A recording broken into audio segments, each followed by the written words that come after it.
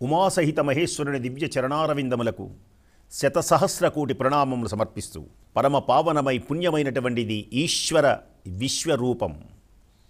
ఈ ఈశ్వర విశ్వరూపము అమోఘమై శక్తివంతమై సకల శుభములు కలిగిస్తుంది. ఈశ్వరుడు ఎలాంటి వాడు అంటే ఓం నమో హిరణ్యబాహవే సేనాన్యే దిశాం చ పతయే నమః అంటుంది వేదం. మహారుద్రదేవుని యొక్క బాహువులు, ఈశ్వరుని యొక్క బాహువులు బంగారు ఆభరణ భూషితములై ప్రకాశిస్తూ ఉంటాయి. అందుచేతనే హిరణ్యబాహవే, హిరణ్యబాహుడు అంటే బంగారపు ఆభరణ భూషితములతో వెలుగొందేటువంటి పరమాత్మ ఆ పరమేశ్వరుడు.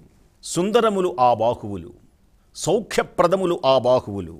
ఆ రుద్రదేవుడు ఘోరమైనటువంటి సంగ్రామంలో తన సైన్య సమూహాన్ని అత్యంత ఉత్సాహములతో ముందుకు నడిపించేటువంటి మహానుభావుడు. అందుచేతనే ఈశ్వర అర్చన చేసి గనక యుద్ధమునకు వెళ్ళిన, ఈశ్వరుని యొక్క దివ్యమైనటువంటి అభిషేకములు చేసిన అత్యుత్తమైనటువంటి ఉత్సాహంతో వీరుడైతే యుద్ధం చేస్తాడు, విద్యార్థులైతే అత్యుత్సాహంతో చక్కనగా ప్రశ్నకు సమాధానాలు రాస్తాడు. అలాగే ఉపన్యాసకుడైతే, వక్త అయితే ధారాళమైనటువంటి మాటలు దొర్లుతూ ఉంటాయి. అందుచేత అలాంటి సేనాన్యే, సేనము యొక్క అగ్రగామి, సేన యొక్క అగ్రగామి అయినటువంటి రుద్రునికి నమస్కారం. అంటే సుందరములై సౌఖ్యప్రదములై మహాఘోర సంగ్రామమునందు సైన్యమును ముందుకు నడిపించి విజయమును, ఉత్సాహమును, శక్తిని కలిగించగలిగినటువంటి మహానుభావుడు పరమేశ్వరుడు ఒక్కడే. అందుకనే శివునికి నమస్కరించాలి. యుద్ధ వీరాధివీరునకు అభివందనం. ఆ మహానుభావుడు వీరాధివీరుడు, మహాదేవుడు, అష్టదిక్కులకు అధిపతి. ఓం భవాయ దేవాయ నమః, శర్వాయ దేవాయ నమః, ఈశాన దేవాయ నమః. ఇలా దివ్యమైనటువంటి మహానుభావుని యొక్క దివ్య అష్టమూర్తులలో 8 దిక్కులకు తూర్పు ఏమిటి? ఆగ్నేయము, దక్షిణము, నైరుతి, పడమర, వాయువ్యం, ఉత్తరం, ఈశాన్యం. అష్టదిక్కులకు అష్టమూర్తులై మహానుభావుడు వెలుగుందేటువంటి దివ్య తేజోమయమైనటువంటి మూర్తి ఈశ్వరుడు ఒక్కడే. అందుచేతనే దశ దిశలకు దక్షుడైనటువంటి సత్పరిపాలకుడు. 8 కాదు, 10 దిశలు ఉన్నాయి. తూర్పు, ఆగ్నేయము, దక్షిణము, నైరుతి, పడమర, వాయువ్యము, ఉత్తరము, ఈశాన్యము, ఆకాశము, భూమి. 10 దిశలన్నమాట. అందుచేతనే దిశాం చ పతయే నమః.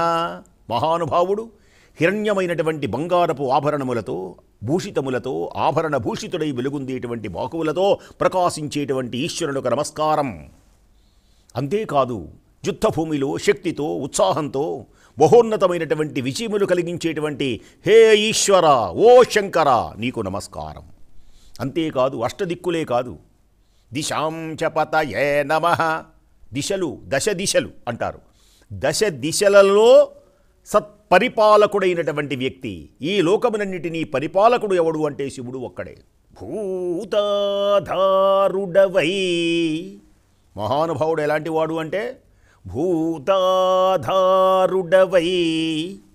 మహాధ్వర కళా పూజ్యుండవై. శంకర, భూతాధారుడవై, మహాధ్వర కళా పూజ్యుండవై, ఆగమవ్రాతశ్చుచ్యుడవై, సురార్చితుడవై, బ్రహ్మణ్యదేవుండవై. అనుప్రాసలు వినండి, ఈశ్వరుని యొక్క దివ్య వర్ణన వినండి, ఈశ్వర స్తుతి వినండి, ఈశ్వర విశ్వరూపాన్ని కన్నులార సందర్శించండి.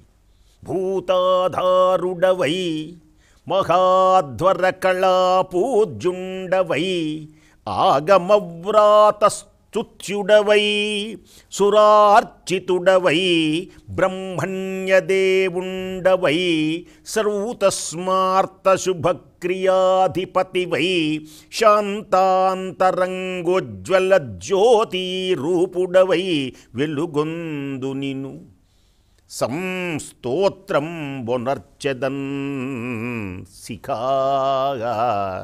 సంస్తోత్రం వనర్తున్ శిఖా. సమస్తమైనటువంటి భూతములకు ఆధారభూతమైనటువంటి వాడివి నీవు. భూతాధారుడవై మహాధ్వర కళా పూజ్యుండవై. విని తరించండి భక్తి ఛానల్ ద్వారా ఈశ్వర వైభవాన్ని. మీ ఇంట్ల ఈశ్వరుడు తాండవించాలి.